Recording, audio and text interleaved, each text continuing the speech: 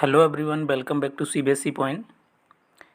चलिए, आज आपके लिए एक बहुत अच्छी वीडियो लेके आया हूँ। अभी सीबीएसई की तरफ से एक नोटिफिकेशन आया है जो 6 तारीख को आ गया था। ठीक है, तो उसी के रिगार्डिंग कुछ इन्फॉर्मेशन देनी थी 10th क्लास के बच्चों के लिए। चलिए हम स्टार्ट करते हैं। ये आपको स्क्रीन दिख रही होगी। ठीक है, तो इसमें लिखा है OMR is demystified by providing following information. देखिए, इसमें सारी इन्फॉर्मेशन है कि किस तरह से आपको OMR सीट को भरना है ना। बेसिकली आपके लिए इन्फॉर्मेशन नहीं होगी, आपको सारी चीज़ें मेंशन मिलेंगी, आपको क्वेश्चन पेपर कोड डालना होगा बस। तो चलिए इन पॉइंट्स के थ्रू हम जानने की कोशिश करते हैं कि क्या क्या इन्फॉर्मेशन है जो हमें एग्ज़ाम के दौरान ध्यान में रखनी है। ठीक है, फर्स्ट पॉइंट है sample copy of OMR is enclosed with this letter. आपको जो मिलेगी OMR सीट होगी वो पूरी सी अनक्लोज्ड होगी, पूरी तरह से पैक्ड होगी। ठीक है, सेकेंड पॉइंट है details of the candidates will be pre filled in the OMR seat. Actually करना क्या है ना, आपको जो OMR सीट मिलेगी आपको, ये देखिए वो पहले से ही ऑलरेडी फिल्ड होगी। ये दिख रही है आपको OMR सीट, कुछ इस प्रकार की OMR सीट होगी। ठीक है, जैसे कि यहाँ पर आपको दिख रहा है ये हो गया आपका रोल नंबर हो गया ये। ठीक है, और इसके बाद आपका ये थोड़ा मैं जूम कर देता हूँ इसे, ये देखिए। ठीक है, तो ये आपके सामने है। यहाँ पर जैसे आप देख सकते हैं अंकों में एवं शब्दों में ये आपको रोल नंबर लिखना है। उसके बाद परीक्षा का दिन एवं तिथि, date and date of the examination, है ना। उसके बाद सेंटर नेम, उसके बाद पेपर कोड, है ना, फिर कैंडिडेट्स नेम, फादर्स नेम, ये सारी डिटेल्स आपको फील्ड मिलेंगी। इस पॉइंट का क्या मतलब है, ये जो पॉइंट यहाँ पर दे रखा है, इस पॉइंट का मतलब है कि सारी डिटेल्स आपको कैसी मिलेंगी, फील्ड में रहेंगी। जैसे कि इसमें लिख रखा है details of the candidates will be pre filled in the OMR seat. आपको उन डिटेल्स में कुछ भी नहीं डालना है, आपको अपने ही नाम की OMR सीट मिलेगी, रोल नंबर भी आपका डला हुआ होगा उस पर। ठीक है, सेकेंड पॉइंट क्या कहता है, candidates has a write a question paper code in the upper right corner in the space providing for the same question paper code will be written on the question paper. इस point का मतलब है कि आपको केवल question paper लिखना है, question paper code लिखना है। जैसे यहाँ पर राइट साइड में आप देखेंगे ये जो है आपके सामने, ये आप देख रहे हैं यहाँ पे, ये जो है क्वेश्चन पेपर कोड, यहाँ पर आपको क्वेश्चन पेपर कोड नोट करना है। इससे आपको कुछ नहीं करना है, इससे भी आपको कुछ नहीं करना है। ये आपको एक्चुअली दिखा रखा है कि किस तरह से करेक्ट है और किस तरह से राइट वेज है करने का। ठीक है, ये देखिए यहाँ पर आपको क्वेश्चन पेपर जो है क्वेश्चन पेपर कोड जो होगा वो यहाँ पर आपको नोट करना, मेंशन करना है। ठीक है, थर्ड पॉइंट हो गया। चलिए फोर्थ पॉइंट देखते हैं क्या है फोर्थ पॉइंट का मतलब।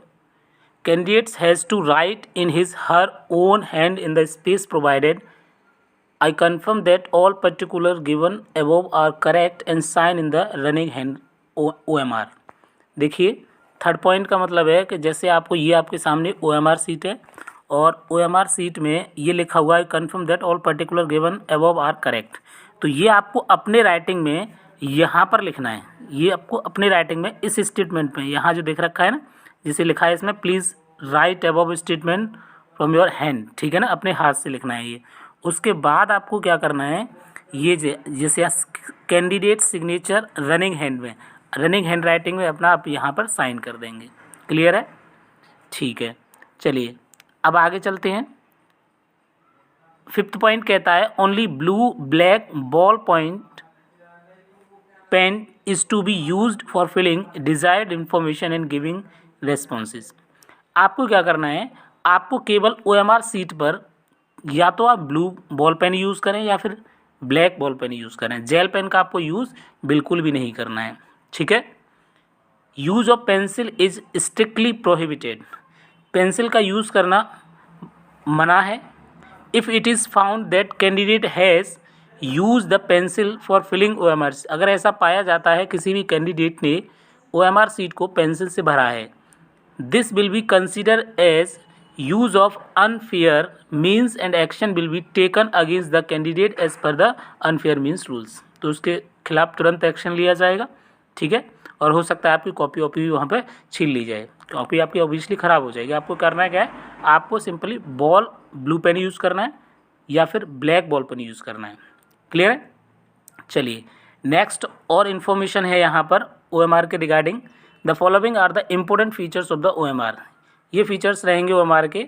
There is a space of answering 60 question in OMR sheet. 60 क्वेश्चनों के लिए स्पेस होगा, ठीक है। नेक्स्ट है answer given after the maximum question number will not be evaluate. मान लीजिए अगर OMR सीट में ज़्यादा भी क्वेश्चन होते हैं, सपोज दैट 70 हैं या फिर 80 हैं या फिर 100 हैं, आपको 60 तक ही अटैम्प्ट करना है। उससे आगे आप अटैम्प्ट करेंगे तो वो आपके इवेल्युएट नहीं किए जाएंगे। If there are 45 questions in some question papers, मान लीजिए किसी भी क्वेश्चन पेपर में 45 क्वेश्चंस होते हैं and the candidate is changing question number 46 in OMR, और वो क्या करता है कैंडिडेट क्वेश्चन 45 की जगह उसे क्या 46 में चेंज कर देता है एंड राइटिंग दिस इज़ 46 की जगह 45 लिख देता है वहाँ पर, तो वो भी आपका इवेल्युएट नहीं होगा। जो OMR में दे रखा है 1 से लेकर 45 तक आपको उसी तरह से अटैम्प्ट करने हैं। अगर 45 की जगह आपने 46 वहाँ पर कर दिया और उसके बाद आपने उसमें सर्कल किया डार्क, तो उसके बाद आपका जो इवोल्यूशन है वो इवोल्यूट जो है आपकी कॉपी नहीं होगी वो, ठीक है। क्वेश्चन का जो मतलब है वो गलत मान लिया जाएगा, उसे रॉन्ग कर दिया जाएगा। देखिए नेक्स्ट थर्ड पॉइंट क्या कह रहा है। For giving response 4 circle ABCD are given front of each question in a row. जैसे यहाँ पे आपके सामने ये OMR सीट है, ठीक है, इसमें दे रखा है ABCD, क्लियर है। और यहाँ पर एक बॉक्स दे रखा है, आप देख सकते हैं यहाँ पर ये जो आपके सामने बॉक्स है एक, ठीक है। उसके बाद हैज़ लगा हुआ है 1 2 3 4 5 6, इन सारी चीज़ों को देख लो आप। चलिए आगे चलते हैं, क्या कहता है point. Candidates once confident about the correctness of reply should darken the circle with pen.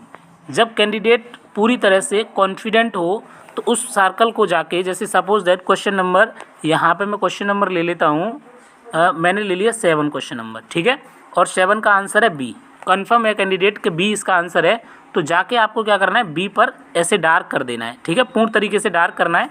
यहाँ पे थोड़ा हो नहीं पा रहा है मुझसे, आप देखेंगे यहाँ पे, देखिए ये दे रखे हैं आपके सामने, ये दे रखे हैं। इस तरह से आपको इधर उधर नहीं डार्क करना है, ना किसी में रॉन्ग लगाना है या राइट लगाना है या स्पेस छोड़ना है। ये जैसे यहाँ पर ये जो आपके सामने यहाँ पर करेक्ट दे रखे हैं, ठीक है, तो आपको इस तरीके से अटेम्प्ट करना है। सर्कल आपको जितना सर्कल दे रखा है उतने में ही डार्क करना है, आपको इधर उधर नहीं करना है कुछ, ठीक है। चलिए अब बात करते हैं नेक्स्ट पॉइंट की तरफ। नेक्स्ट पॉइंट देखिए, ये रहा 4th वाला पॉइंट देखिए। आफ्टर 4 सर्कल आर ओवर, जब 4 सर्कल आपके कंप्लीट हो जाएं, आपने क्या किया, 4 में से एक को चुन लिया आपने, कि सपोज दैट क्वेश्चन नंबर 7 का ए ऑप्शन था, ठीक है। A box is given in the same row and candidate have to write the correct option in this box ABCD as in the answer. देखिए थोड़ा नीचे आइएगा, ये देखिए ये आपके सामने 4 बॉक्स हैं।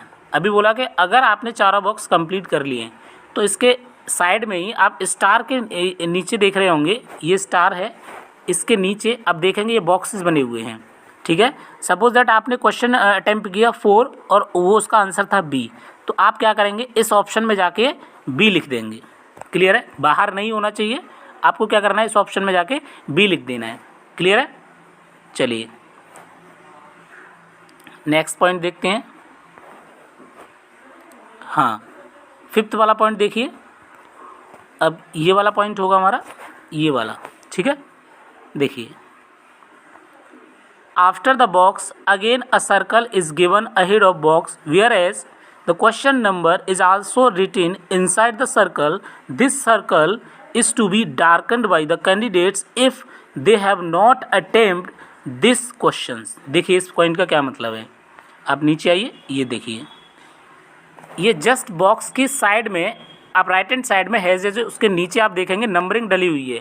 ये क्वेश्चन नंबरिंग जैसे आप यहाँ पर देख रहे हैं 1 2 3 4 5 6 7 15 तक, इसी तरह से यहाँ पर भी 15 तक है।